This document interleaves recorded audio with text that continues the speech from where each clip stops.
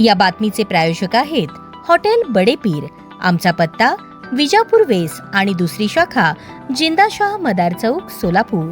राज्य उत्पादन शुल्क विभागाने ऑपरेशन समन्वय अंतर्गत मोहोळ तालुक्यातील चिंचोली MIDC परिसरात धडक कारवाई करत बनावट देशी मद्य निर्मितीचा कारखाना आणि 3 गोडाऊनचा पर्दाफाश केला. या कारवाईत तब्बल ₹1,45,285 किमतीचा मुद्देमाल जप्त करण्यात आला असून 5 आरोपींना अटक करण्यात आली आहे.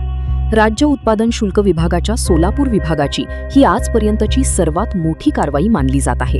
माननीय डॉक्टर राजेश देशमुख, आयुक्त, राज्य उत्पादन शुल्क, महाराष्ट्र राज्य, तसेच जिल्हाधिकारी S. कार्तिकेयन यांच्या मार्गदर्शनाखाली विविध विभागांच्या समन्वयातून ही मोहीम राबविण्यात आली. सह आयुक्त प्रसाद सुर्वे, विभागीय उपायुक्त सागर धोमकर यांच्या निर्देशानुसार अधीक्षक भाग्यश्री जाधव व उपअधीक्षक सौरभ अधाटे यांच्या नेतृत्वाखाली ही कारवाई करण्यात आली.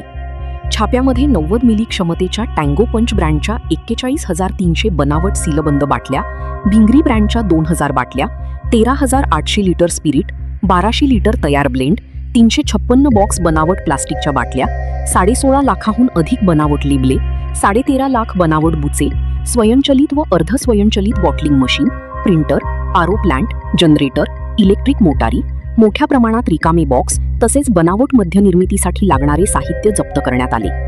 याशिवाय 2 पिकअप, 2 कार आणि 3 दुचाकी अशी एकूण 7 वाहनेही जप्त करण्यात आली.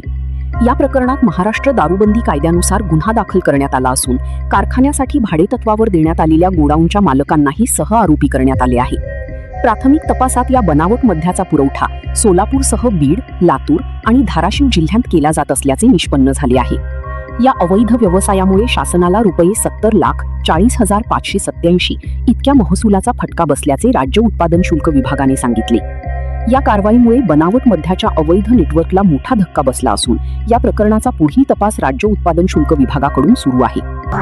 ताज्या घडामोडीसाठी पाहत रहा लोकराज्य न्यूज मराठी.